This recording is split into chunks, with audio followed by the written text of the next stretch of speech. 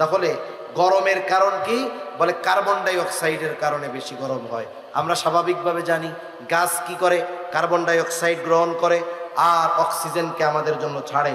আমাদের জন্য অক্সিজেন উপকারী, কার্বন ডাই অক্সাইড ক্ষতিকর। তাইলে বোঝা গেল গাছ যত বেশি হবে কার্বন ডাই অক্সাইড তত বেশি গাছ শোষণ করবে, তত বেশি ঠান্ডা হবে, গরম কমবে। এটাই তো বিজ্ঞানের ভাষায় সোজা কথা যেটা। এখন গাছ লাগানোর ফজিলত মুসলিম শরীফের মধ্যে হাদিসের প্রসিদ্ধ একটা কিতাব সহিহ মুসলিম, এখানে গাছ লাগানোর ব্যাপারে ফজিলতের ব্যাপারে অনেক হাদিস আছে, অনেক হাদিস। যেমন এক হাদিসের মধ্যে নবীজি বলেন, যখন কোনো মুসলমান গাছ লাগায় এই গাছের থেকে যেই ফল হয়, যেই ফলগুলো পাখি খায় এটা তার জন্য সদকা, মানুষে খায় সদকা। শুধু তাই না, কেউ যদি চুরি কইরা নিয়ে যায় নবীজি বলেন এটাও তার জন্য সদকা। এই জন্য আমরা বেশি বেশি গাছ লাগাবো, রাস্তার ধারে গাছ লাগাবে। একজন পথিক গাছের ছায়ায় উপকৃত হলো, এটাও হবে সদকা। এই জন্য বেশি বেশি গাছ লাগাইতে হবে, এটা আমাদের জন্য উপকারী বিষয়। গাছ লাগাবো সদকার নিয়তে। কেউ যদি ফল খেয়ে ফেলে সওয়াব হবে, পাখিতে খাইলে সওয়াব হবে, চুরি করে নিয়ে গেলে সওয়াব হবে, গাছের ছায়ায় যদি বসে সওয়াব হবে। বড় গাছ ডাল ভেঙে গেছে, একজন ডাল নিয়ে ভাত রান্না করে খাইছে, সওয়াব হবে, ঠিক কিনা বলেন?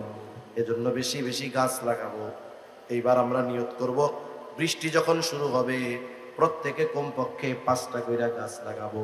ফলজ গাছ হোক আর ঔষধি গাছ হোক আমরা লাগাবো। যদি লাগাই আমাদের পরিবেশের ব্যালেন্সও রক্ষা হবে।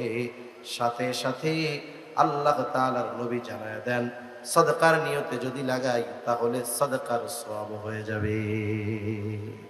এই কাজগুলো আমরা বেশি বেশি করার চেষ্টা করব। তাহলে এই উত্তাপ তাপ আল্লাহর নারাজি থেকে বাঁচতে শরীয়তের দৃষ্টিতে যেই কাজগুলো করণীয় এগুলো করব।